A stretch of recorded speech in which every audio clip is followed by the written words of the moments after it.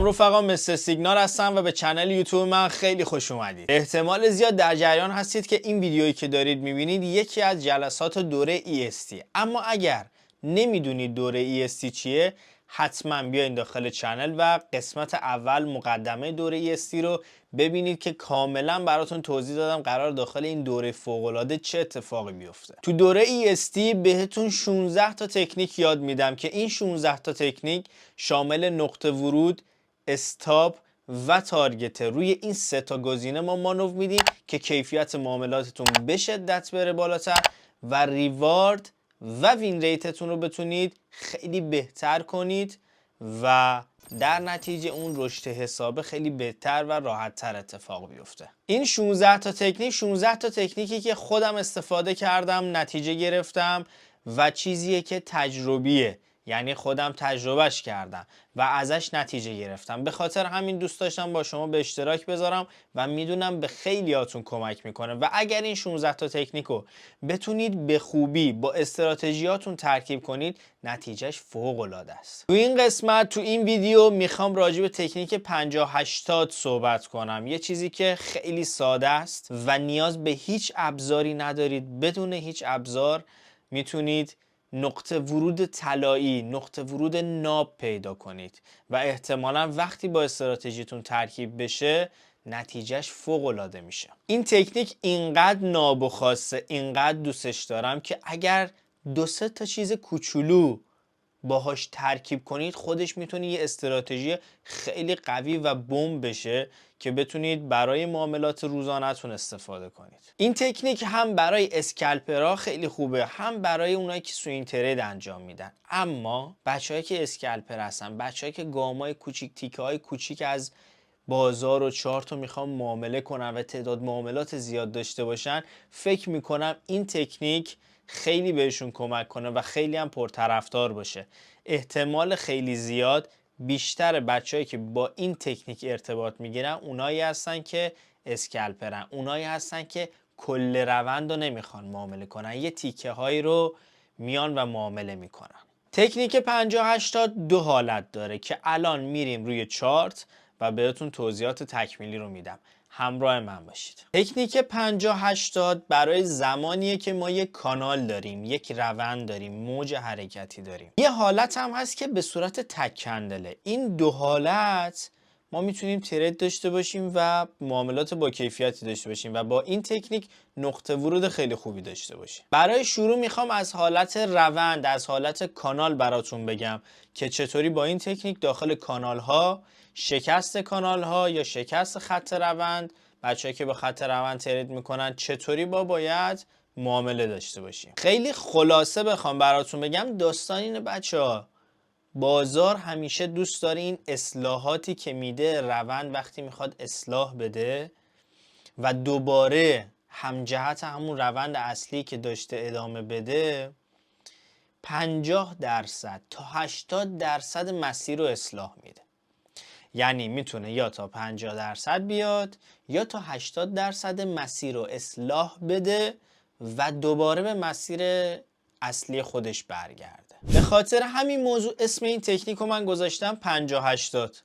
اما این 50-80 ما کجا چجوری ازش استفاده کنیم که بهترین نتیجه رو بگیریم؟ گفتنش خیلی ساده است، ولی وقتی تو لایو بازار میخوایم با این حرکت ترید کنیم به مشکل میخوریم. دلیلش چیه؟ ممکنه این نکته رو به شکل‌های دیگه شنیده باشید، آموزش دیده باشید، اما باز هم نتیجه نگرفته باشید.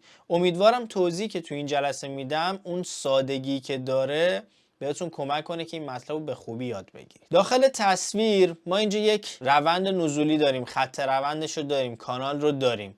این قسمت رو ول کنید. این قسمت داخل کانال هستیم. اول اینکه داخل خود کانال همین اتفاق میتونه بیفته، چون اونجا هم روند داریم دیگه، روندهای کوچیک‌تر تو تایم فریم های کوچیک‌تر، بخشای کوچیک‌تر داریم. این حرکت رو اونم میتونیم بزنیم و وقتی حرکت 50% اتفاق میفته، داخل کانال قیمت ما به وسط کانال میرسه، اصلاحش میشه تا وسط تقریبا. وقتی 80 باشه، قبل از رسیدن به اون سقف که همون سقف‌های پایین‌تر به عنوان مثال داخل روند نزولی داریم، مثلا اینجا، البته اینجا الان من چیزی که کشم رو 50%، اگر من اینو ببرم بالاتر تقریبا 80% میشه و این اتفاق براش میفته. یعنی یه مدت که کار میکنید اینا قشنگ دیگه چشمتون میبینم. من دیگه رو چارت هم اینا رو تمرین نمیکنم، نمیکشم، چون چشمم عادت کرده این 50% و 80% رو سریعا میبینم. پس ما به این صورت 50% و 80% مون رو مشخص میکنیم، میدونیم حدودا تا کجاها بازار میخواد اصلاح بده به ما. شاید الان براتون سوال بشه که از کجا معلوم 80% بیاد یا 50% بیاد، از کجا معلوم 90% نشه، 100% نشه. خب این نکته رو ما با اون استاپی که میذاریم مدیریت میکنیم. یه موقع ممکنه بیاد تا 100% روند حتی شادو بزنه و برگرده، ممکنه تا 110% برگرده و حرکت کنه و برگرده دوباره داخل روندی که داشته. پس ما این قسمت رو با استاپ کنترل میکنیم که تو جلسات مربوط به استاپ گذاری، این 16 تا تکنیک بهتون گفتم در مورد استاپ هم داریم، اونجا بهتون یاد میدم که چجوری باید استاپ بذارید که وقتی همچین معاملاتی میخوایم بگیریم استاپمون به خطر نیفته، بتونیم معامله با کیفیتی داشته باشیم. اما جنگ و دعوای ما سر نقطه وروده. ما روی 50% یا 80% میتونیم نقطه ورودمون رو ست کنیم. کدوم رو ست کنیم؟ بستگی به قدرت روند و قدرت کندلا داره.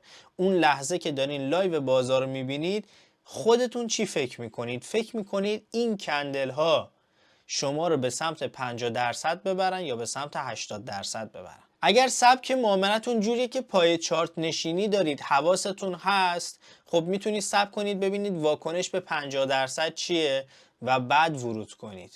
اگر همچین کاری نمی کنید میتونید هم روی 50% هم روی 80% ست کنید. خب 80% ممکنه تعداد دفعاتی که فعال میشه کمتر باشه و 50% بیشتر باشه و وین ریتشون هم متفاوت باشه برای شما.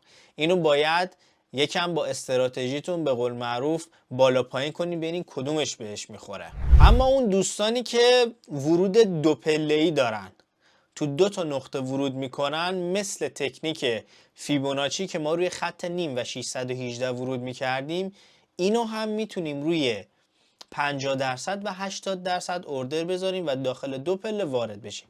ولی این فقط برای بچه‌ایه که تکنیک‌های 2 پله‌ای ورود کردن، 3 پله‌ای ورود کردن دارن، استراتژی براش دارن، برنامه دارن. اینو نمیگم که حتما روی هر 2 تا نقطه ورود کنید. من خودم تک نقطه‌ای ورود میکنم. 2 پله‌ای خیلی کم، از 20 تا معامله شاید یه معامله من 2 پله‌ای ورود کنم. این یه چیز کاملا شخصیه، سبک معامله‌گری من اینه، سبک ترید من اینه. من دوست دارم که یه پله‌ای ورود کنم. در رابطه با داخل کانال بهتون گفتم، دیدین کانال شکسته میشه، خط روند شکسته میشه، میاین میگین روند تغییر کرد، ولی روند تغییر نمیکنه، یه اصلاح میده و میاد به سمت استاپتون رو میزنه، یعنی همون روند رو ادامه میده.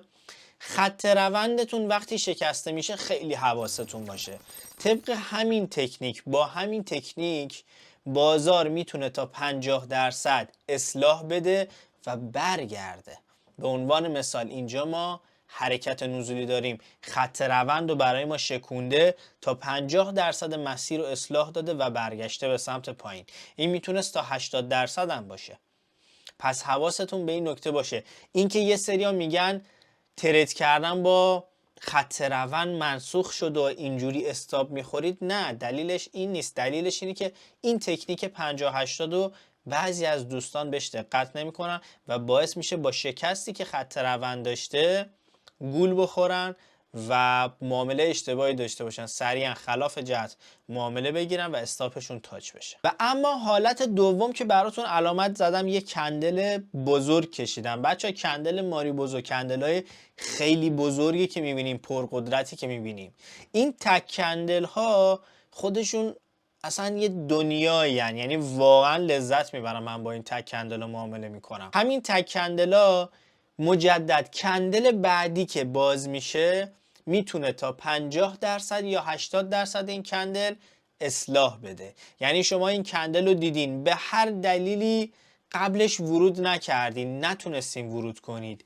اصلاحی که میده 50% تا 80% رو با همین قوانینی که بهتون گفتم برای روند میتونید معامله کنید. این کندل میتونه تو تایم فریم روزانه باشه، میتونه تو تایم فریم هفتگی باشه، میتونه تو تایم فریم 4 ساعته باشه، میتونه تو تایم فریم 1 ساعته باشه، 15 دقیقه باشه، 5 دقیقه باشه.